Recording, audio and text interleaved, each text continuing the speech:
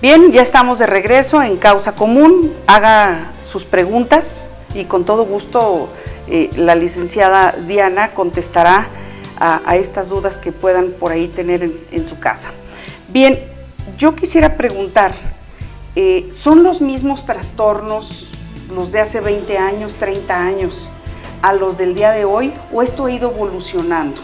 ¿Cómo se ha dado esto en la sociedad? Es decir, ¿estos trastornos de los jóvenes han cambiado o son los mismos? ¿O cómo es ahora? ¿Qué está pasando? Bueno, alrededor de estos trastornos, en general, podría yo compartirles que efectivamente han permanecido. O sea, evolucionan, sí. De hecho, hablando de evolución me estaría refiriendo a que actualmente han aumentado. Quizás esa sería la diferencia.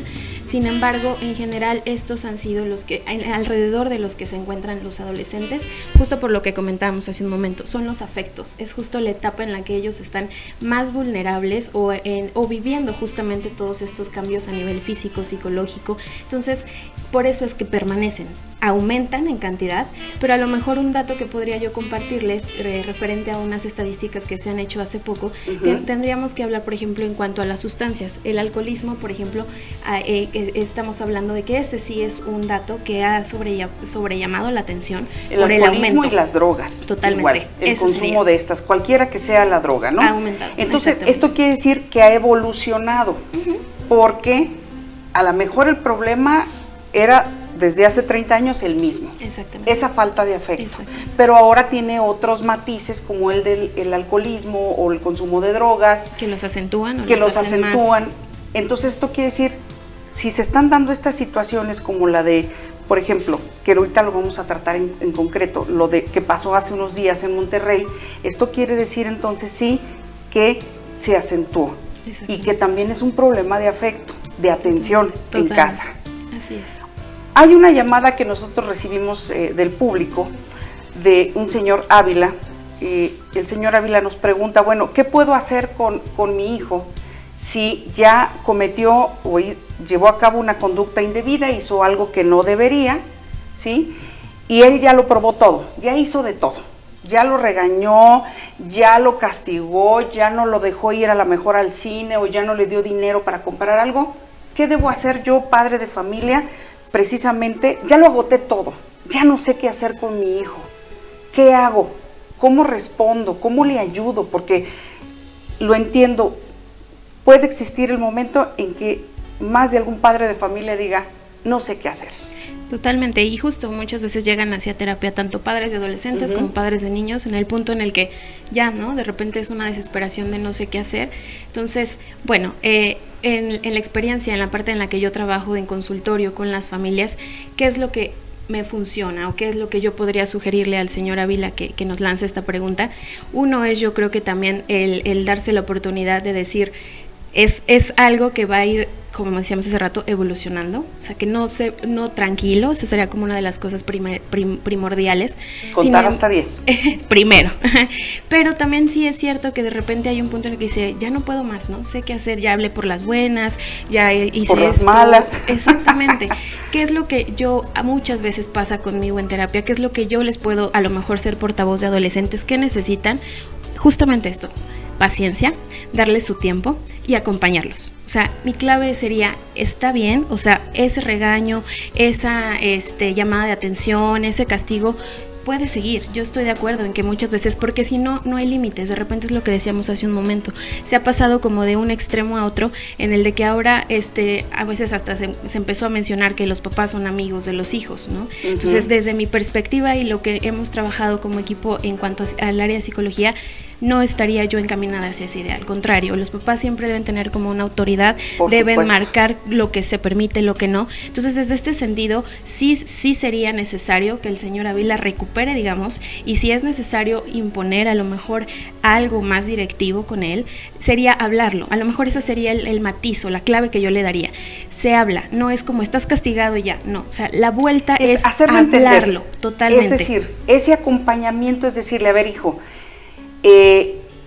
si te robaste el lápiz, entiende que esa conducta más tarde te puede traer una consecuencia de carácter jurídico. Es decir, la próxima vez que tú lo hagas, te van a llevar a la cárcel, te van a llevar detenido, y entonces va a haber una demanda en tu contra. Es un ejemplo. Va a haber una demanda en tu contra y esto te va a acarrear consecuencias posteriores. De tal suerte que si tú no dejas de robarte ese lápiz, te pasará y te irá mal. ¿Ese es el acompañamiento que tú dices? Ese es parte del acompañamiento. A lo mejor yo lo que agregaría, Elsa, quizás, o a lo mejor explicándome un poco mejor, es como decir, te explico la consecuencia, pero también si no, digamos, si pasa eso, voy a dejar que vivas la consecuencia. Porque muchas veces ya cuando pasa no se impone el castigo, se me pasó, es que tiene una fiesta que es súper importante, su mejor amigo. No, es muy importante, esa sería la clave. Si a un adolescente o a un niño se le dice, si haces esto, va a pasar esto, hay que cumplirlo. Pero eso es muy importante digamos, las consecuencias sean realistas y sean cosas que como papás pueden cumplir, o sea, que se haga en el momento. Y a lo mejor, si ya se castigó, a lo que voy con el acompañamiento es que a lo mejor por la noche o al día siguiente se le explique, hijo, ¿no? Pasó esto, porque te acuerdas que esto, entonces así va a ser, ¿no? O sea, como esta parte de decir, no te castigo sin una razón, te estoy explicando cuál es la razón, y entonces eso los hace decir, ok, ¿no? Porque muchas veces estás castigado, vete a tu cuarto, y ahí queda, ¿no? Entonces, pues ellos como adolescentes es como siempre se enojan, nunca me escucha, y así llegan conmigo. Muchas veces esa es la sensación, es que mi papá no me escucha, me regaña antes de yo estar hablando. Entonces, en el momento es normal que como papás nos saquemos de quicio. O el padre no sabe y nunca llega a entender el por qué el hijo hizo esto o hizo aquello. Exactamente. Entonces es como, a lo mejor en ese momento me enojé, exploté y no pude contenerme, pero el tip sería ok, démonos tiempo y al rato, en la noche o al día siguiente lo hablamos. A ver, hijo, me exalté, ¿qué pasó? ¿Por qué pasó eso? ¿Qué hiciste? Esa es la clave. Eso yo creo que es muy importante. Yo creo que es muy importante cuando tú hablas de ese acercamiento, es como, no nada más es el tema de, ya me enojé contigo, ya te castigo, vete a tu cuarto, ¿no? Sino, ¿cómo hacemos de nuevo? Acogemos al hijo y entonces lo apapachamos de tal forma que se sienta escuchado, en familia, pero sin embargo el castigo continúa. O sea, esa es la parte que no debemos de quitar, ¿no? Y que se continúe. Bueno, todo parece como que muy sencillo. Yo la verdad, gracias a Dios, tuve un hijo excepcional con el que tuve muy pocos problemas de esto y bueno, no sé, a lo mejor el tema, ahora reflexiono y digo, se me hace que el tema de mi carácter, porque toda la vida ha sido así como de que ya dije, ¿no? O sea, pero a la primera, y entonces mi hijo se acostumbró tal vez a mi forma. Yo nunca le he gritado y nunca le he dado un golpe, ¿no? Estoy de acuerdo, creo que no has gritado, Ruth, pero creo que has sido firme cuando hablas. Exactamente. Esa es la clave, esa es la clave. Muchos papás llegan de repente a terapia y me dicen, es que ya le dije una vez, le dije 2 veces, le dije, es que no le tiene que decir hasta 10, esa es la primera. Firme y claro, totalmente. Y con eso es suficiente, porque entonces ellos se van dando cuenta que cuando se habla es ahorita, ¿no? Entonces, pero sí sabemos o nos vamos acostumbrando, ya voy, dice, y ya la 10ª están muy cansados, gritan, pegan y terminan a lo mejor en un extremo al que no podíamos llegar o que sería ideal no llegar si lo hubiésemos hecho al principio, simplemente siendo firme. Entonces, y claro. Quiero retomar, punto número 1, límites. Punto número 2, el acompañamiento. Totalmente. Punto número 3, firmeza. Flexibilidad. Nada flexible. Firmeza, correcto. Muy bien, bueno, pregunta siguiente. ¿Ser rebelde es normal? Digo, o sea, como que ya tenemos que, todos los papás que tengan bebitos, o sea, vayan viendo. ¿Va a tener un hijo que al final de cuentas va a pasar por un tema de rebeldía? Sí, es normal, es parte, digamos que son parte de los cambios. A lo mejor le hemos puesto un nombre, ¿no? Rebeldía, y de repente eso ya nos posiciona como, híjole, llega la adolescencia y ya viene el rebelde, ¿no? Está aquí a la puerta, cuidado.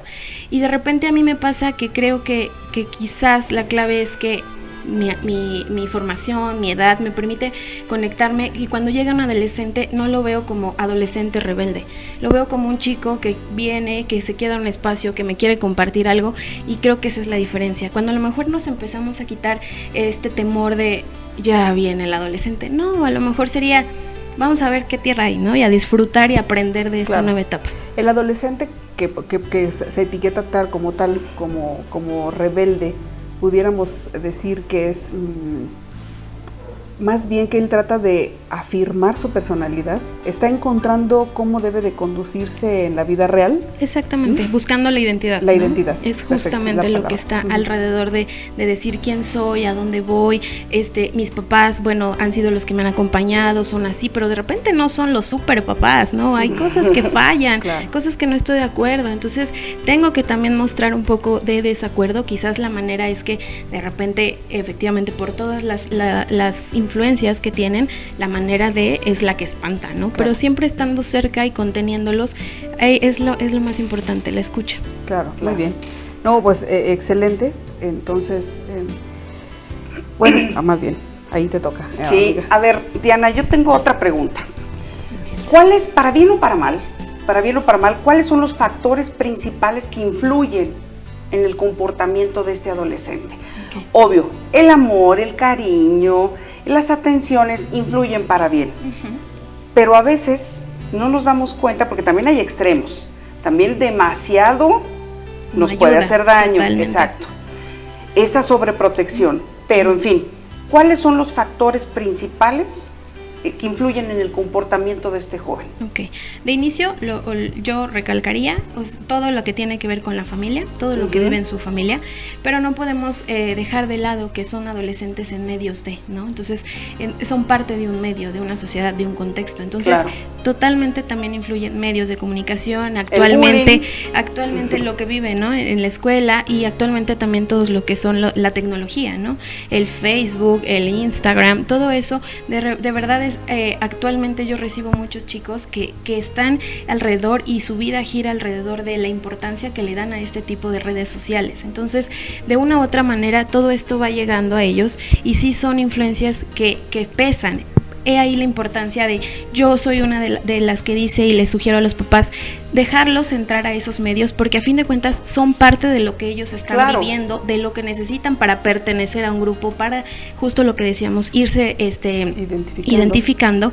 Sin embargo, simplemente estar cerca, ¿no? A lo mejor de repente me dicen los chicos, es que quieren mi contraseña, es que no puedo. Bueno, hay edades en las que obviamente se necesita tener la contraseña, quizás en los adolescentes no, pero sí hay una manera de estar cerca, como a lo mejor sí, a ver hijo, ¿qué andas viendo? ¿Qué es eso? Cuéntame, platícame, pero ahí yo les diría un súper tip para los papás, porque así me llegan, ¿no? Los hijos me dicen, es que le quiero platicar, y antes de decirle, ay papá, que el otro día fulanito le hizo una broma, no deben estar haciendo ese tipo de bromas, que no los dejan ni siquiera contar. Yo les diría, escúchenlos, denle chance, no los dejan escuchar. No los regañen antes de, escúchenlo, en el momento díganle, ok, pues es algo que antes no se hacía, es algo, y posteriormente, en ese momento, él lo que quiere es compartirles, déjenlo, o sea, okay. En ese momento. Yo quería una pregunta muy, muy clara, rápidamente, a lo mejor una respuesta corta. Yo creo que requiere de mucho más adentrarnos en esta respuesta, pero la pregunta es, ¿qué influye en un joven que ha tomado la decisión de suicidarse? Híjole. Son muchos factores, pueden ser muchas cosas, pero sí. A lo mejor podemos partir de esta depresión, que es Exacto. Principalmente lo que influye. Depresión en casa, depresión fuera, ¿qué es lo principal? Tiene que ver mucho efectivamente con el núcleo. Algo está pasando, algo pasó en familia, sí. Algo pasó en casa, algo pasó en familia. Entonces, ese es lo principal. Cuando un joven toma la decisión de quitarse la vida, padres, esto está en casa, ahí comienza todo. Entonces tenemos que abrir los ojos de saber qué está pasando en casa, para que este joven tome esa decisión. Bien, pues aquí tenemos una llamada, tenemos dos llamadas del público. Bueno, en primera déjenme decirles que me da mucho gusto y compartirles que caballeros están viendo nuestro programa y eso es muy importante. Que también puede ser su causa común.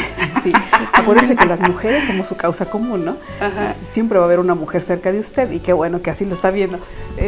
Esto es muy importante para nosotras y la verdad a mí me da mucho gusto porque a pesar de que el programa, nosotros tenemos un enfoque de lo que es la mujer, pero siempre lo dijimos desde el principio, es la mujer y su familia, la mujer y su entorno. Y bueno, este tema en particular no es exclusivo para las mujeres, o sea, es también dentro del seno familiar. Y la pregunta del señor Antonio Juárez es la siguiente. Es tal vez reafirmar un poco más, y yo creo que la gente está ávida de saber este tema. ¿Cómo podemos sobrellevar con mi hijo adolescente las reglas que se ponen en casa y las cuales no se llevan a cabo? Ok, yo creo que ahí tendría que ver un tema de inicio con ellos como papás o con él frente a la familia. ¿Qué pasa? Que a lo mejor pensaría, no sé, estoy suponiendo que quizás empieza lo que hace rato decíamos, que cuando hay una consecuencia no se está cumpliendo. Entonces posiblemente el hijo o la hija del señor ya sabe que no pasa nada, mi papá se relaja o se le pasa es o buena onda, es buena onda, lo convenzo. Entonces quizás regresaríamos a esta parte de firmeza, límites y firmeza. O sea, esa sería como una parte de las cosas claves con las reglas. Yo creo que aquí hay una cosa y no me dejarán mentir los que nos estén viendo y también ustedes. Creo que a veces los papás tenemos miedo de ser firmes. Y llegó en algún momento a cruzarme a mí en la cabeza cuando yo decía, recuerdo un caso especial, mi hijo tenía 16 años y su papá lo dejó ir a un antro, con permiso porque era un evento que estaba organizado por la escuela y que aparentemente los iban a dejar entrar con menos de 18 años, ¿no? Cuando yo regreso de la Ciudad de México me doy cuenta que mi hijo no está, y entonces le dije, no, a mí me lo traes, ¿no? En primera ni siquiera me preguntaron si yo estaba de acuerdo, ¿no? Le dije, no, a mí me lo traes, no puede haber ido allí. No, pero es que mira, bueno, me hicieron, los dos me argumentaron cada uno por su lado, por si le dije yo, lo quiero aquí, ¿no? Claro. Luego después me quedé pensando, híjole, a lo mejor fui demasiado exagerada, híjole, a lo mejor esto, a lo mejor... Y luego te llegas a pensar, a lo mejor por mi culpa, más al rato toma una decisión equivocada. A lo mejor si bajo la guardia, si no bajo la guardia y si no le doy entonces el gusto que me está pidiendo de ir al cine, de ir con la amiga, de darle dinero, de comprarle los tenis, todo lo que piden los muchachos, a lo mejor después me va a dar una sorpresita de tomar una mala decisión, de escaparse de la casa, de tratar de suicidarse, y entonces los papás por eso a veces no tomamos firmemente una determinación. ¿Qué hacer en este caso? Pero bueno, quiero decirles que ya se acabó el segundo bloque de nuestro programa y entonces ya nos van a mandar al corte. Sin embargo, la siguiente pregunta de Maribel, para dejarla un poquito en el aire y regresamos. ¿Qué es bueno para tener autoridad ante mis hijos? Si hablo fuerte y pongo reglas y no entienden, o sea, es parte de lo mismo. O sea, ¿qué más podemos hacer, Diana? Y bueno, pues nos vamos al corte, regresamos, acuerden, pueden seguir llamando para participar por los libros. Muchas gracias.